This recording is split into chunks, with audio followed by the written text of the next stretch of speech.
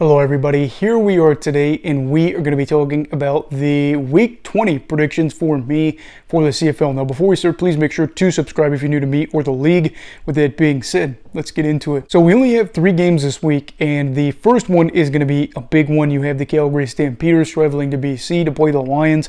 This is just about as big as it gets for the Stampeders. If they win this week and Saskatchewan loses next week, they would be guaranteed a playoff spot. I don't know if Calgary plays before them this final week, not this week, but next week. But right here, getting a win would be big in keeping their playoff streak alive. Talked before about how it is a big deal. Maybe they didn't play particularly well against Saskatchewan last week. Point remains that they won and they're back into it. Winning a game like that against the Riders and being in a situation where you have control of your destiny is huge. They're playing a Lions side that has something to play for, I guess, in the sense where the division is still on the line, but it's really not. And at the same time, I'll say this, Vernon Adams Jr. coming off of a knee injury. I haven't seen anything yet about him playing this week or him missing time. I would imagine BC being well aware of the fact that they are probably not winning the division and the 2 spot is already locked up. They're getting home field advantage regardless. They're probably not going to throw Vern out there, so it'd be Dane. Dane hasn't had a whole lot of experience this year. Ended up starting 2 games for a little bit. We ended up winning both of those, if I'm not mistaken. So yeah, there is that, but obviously it wasn't as easy as when Vern's out there. And Dane, who I will say is a good backup quarterback, is not somebody that I'd say I'd probably want as my starter at this point in his career. Tough to say.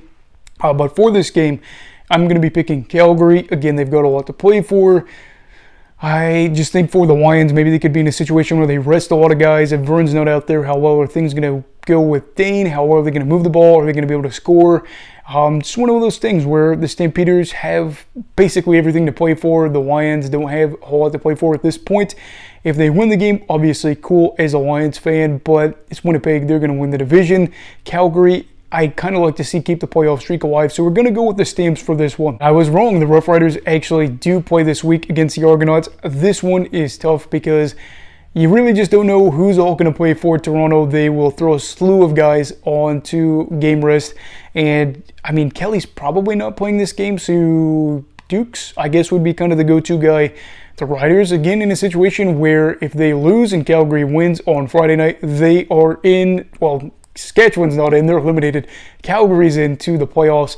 This is just about as big of a deal as it gets. No, wait.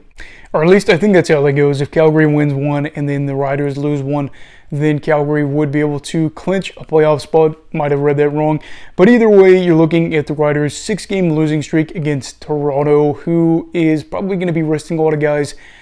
You'd like to think Saskatchewan can get it done at home. If not, there's probably going to be a lot of fans throwing things onto the field, as the Riders were 6-5.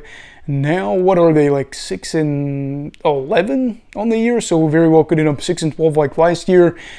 Would have told me that a couple weeks ago. I probably would have thought that they were in a better position to make the playoffs. And again, they have had to lose some guys. Trevor Harris was somebody that you were hoping would be able to go out here for a stretch of the season, come back and be all right. And it's just not how it is right now. So for this one, I still think I'm picking the Riders because, again, I'm guessing that the Argos are going to be resting a lot of guys. If they lose this one against the backups, then I'm not going to say that they deserve to have stuff thrown on them, but I will say I can understand fans being angry, but don't do anything dumb if you're going to the game. Just, let them know that you're unhappy by booing them or something like that. The final game of the week, you have the Edmonton Elks traveling to Winnipeg to play... Then the final game of the week, you have the Winnipeg Blue Bombers hosting the Edmonton Elks. This one will be Saturday night. If Winnipeg wins it, they win the division, and the Elks, of course, were the first team eliminated from the playoffs, lost last week, and Winnipeg is coming off of a bye. So you're kind of leaning Winnipeg here, nothing too crazy. They have, the division to play for. Hosting the Western Final would be really cool, getting a week off to kind of recover. A lot of their guys are looking great. Edmonton in a spot right now where they're just not ready to compete with teams like Winnipeg on a week-in and week-out basis. Yes, I know that they're able to build up that early league against them earlier in the year. But yeah, just one of those deals where I think the Bombers get it done. going to be a good crowd, probably another sellout if I had to guess. We will see. So yeah, short week, as we just have 3 games. Lions are going to be the losers in this one, I think. So are the Argos and the Elks. So 2 upsets, but not really upsets because of where everybody stands in the standings at this point in the year. Anyway, what are your thoughts for the games this week? Let me know down below in the comments. Also, please make sure to like this video if you enjoyed it. Subscribe if you're new. Everybody stay safe. Have a great night.